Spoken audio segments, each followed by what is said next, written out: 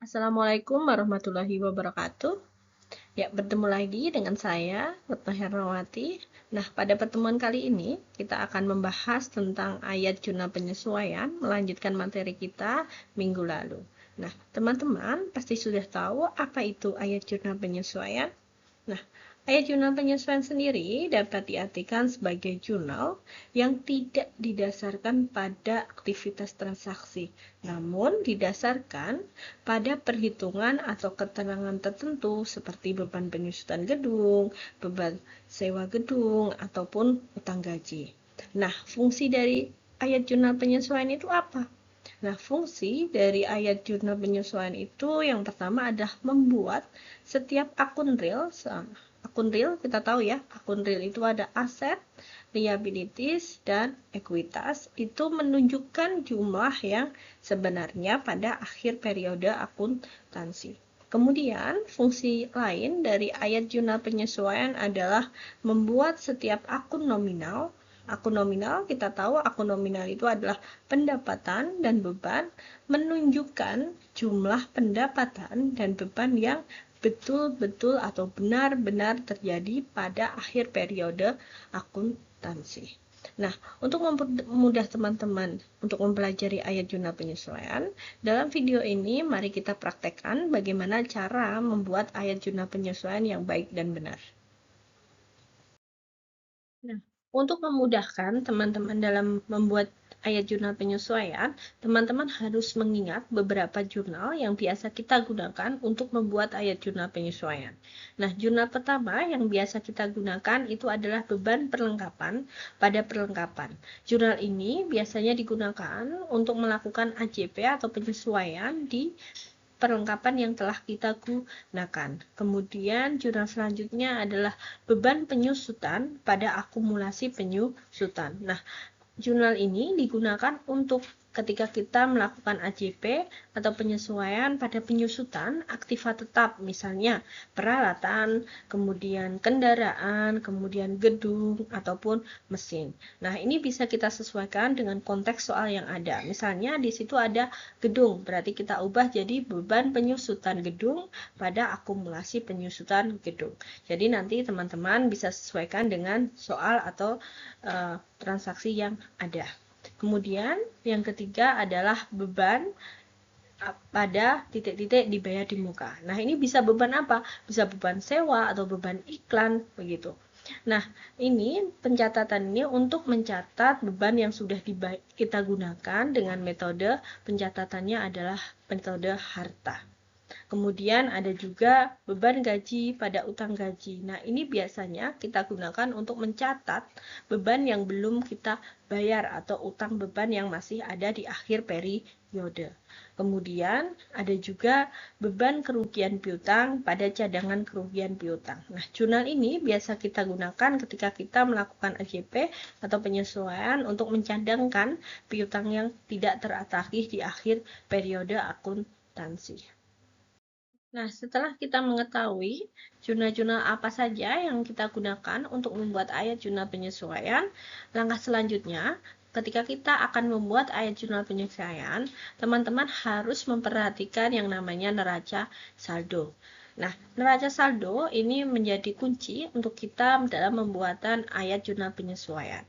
Misalnya teman-teman, di sini ada soal yaitu beban sewa yang sudah kadaluarsa sebesar 2 juta.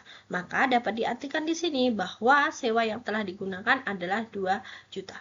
Nah, di neraca saldo itu ada akun sewa dibayar di muka. Maka dapat diartikan bahwa pencatatan yang digunakan pada perusahaan atau pada salon muslimah adalah pendekatan harta.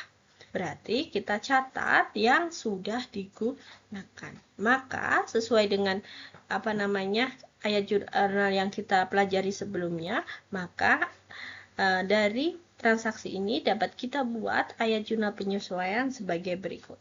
Beban sewa pada sewa dibayar di muka sebesar 2 juta. Setelah kita analisis, kita masukkan ke dalam format ya, tanggal kita isi akhir periode yaitu 31 Desember 2019. Kemudian akunnya debit, beban sewa, dan dan kredit sewa dibayar di muka sebesar 2 juta.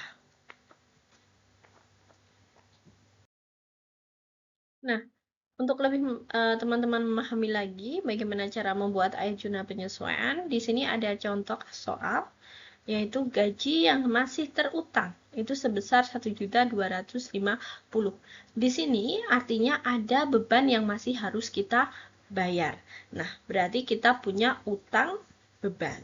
Nah, utang beban apa di sini? Utang beban gaji, ya.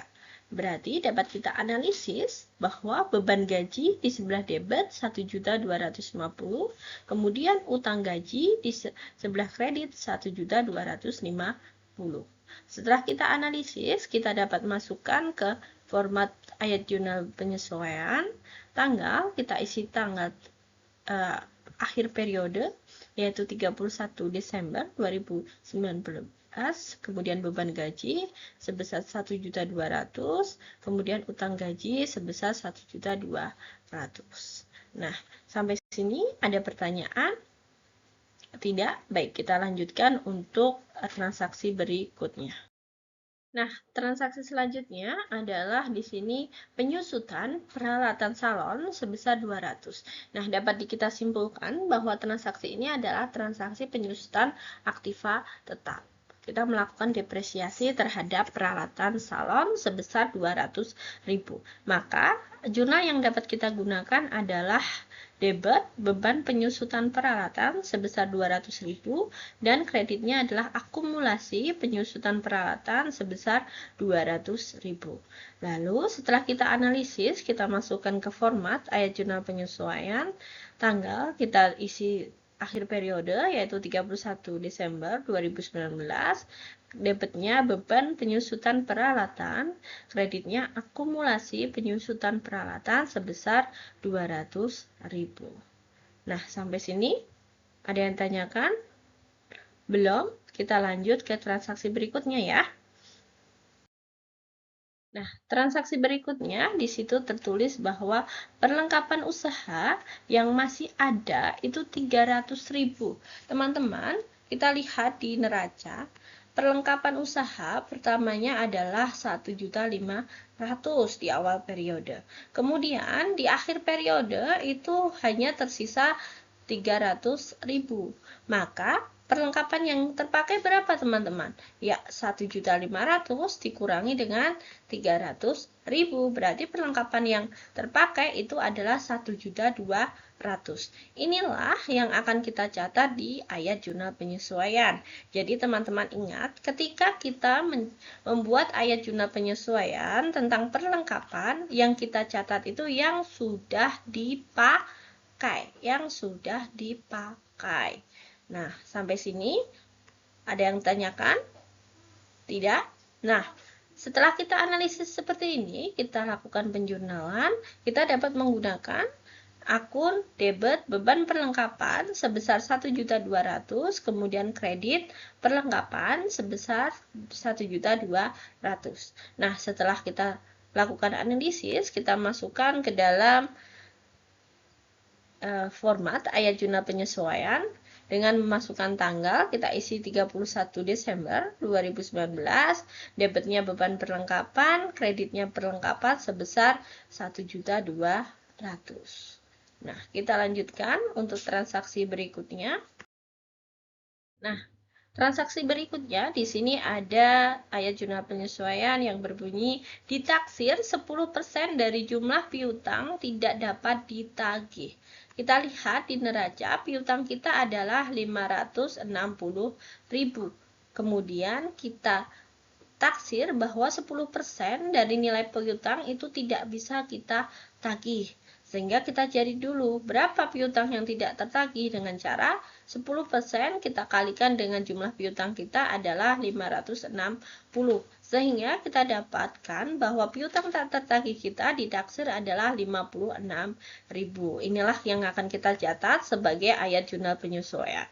Nah, kita dapat menggunakan akun ayat jurnal penyesuaian yaitu debit beban kerugian piutang sebesar 56.000 dan kredit cadangan kerugian piutang sebesar 56.000.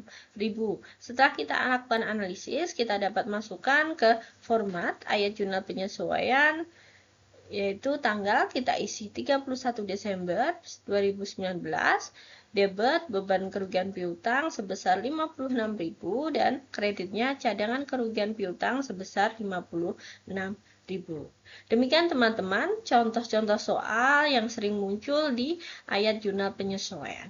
Semoga video ini membantu teman-teman untuk menyelesaikan tugas-tugas dalam penyelesaian ayat jurnal penyesuaian. Apabila teman-teman memiliki pertanyaan, boleh kontak saya melalui email ataupun WA, dan saya akan menjawab dengan senang hati ya. Sekian video dari saya, kita lanjutkan materi berikutnya minggu depan, yaitu tentang membuat worksheet atau kertas kerja. Sekian dari saya akhiri, akhirul kalam. Wassalamualaikum warahmatullahi wabarakatuh.